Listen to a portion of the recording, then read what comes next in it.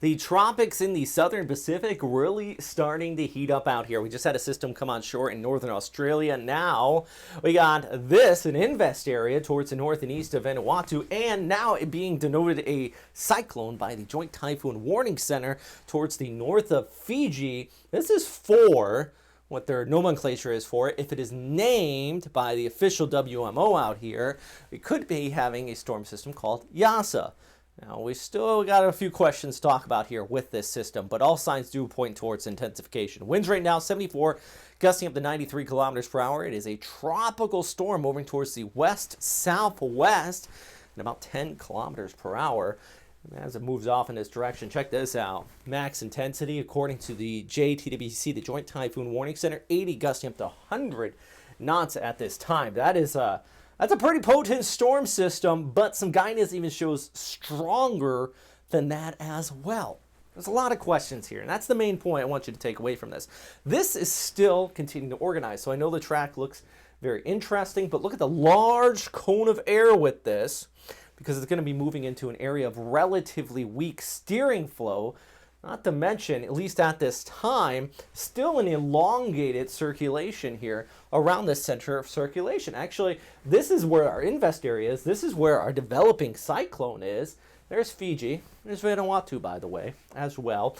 So with an elongated center of circulation, numerical guidance sometimes have a hard time picking up and spinning up and developing storm systems in a very accurate way. This is why hurricane hunters are absolutely fantastic, because it gives you that initial conditions, something we don't have out here in the middle of the South Pacific. For example, here's Tuesday with the ECMWF, Vanuatu right here. You have your center of circulation. Compare that up with the GFS numerical guidance and a much bigger system with winds well up and over 100 kilometers per hour in that center of circulation. So if you look at these two different situations here, both are definitely within the realm of possibility, but both are not pinpoint in the all and done forecast at this time, because we're still seeing this spin up and it is moving into this area of relatively weak steering flow. So you have a high pressure towards the northwest, one down there towards the east. I think it's going to butt up against this one towards the west of New Caledonia and just kind of linger there for a little while. This gives us a lot of questions. This gives us a weak steering flow.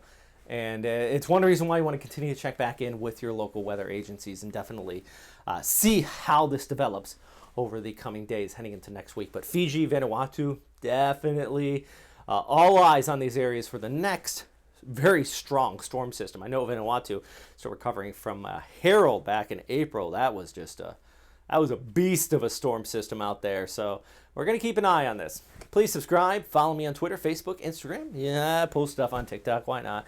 Yeah, and as always, of course, number one thing, stay safe out there. Bye.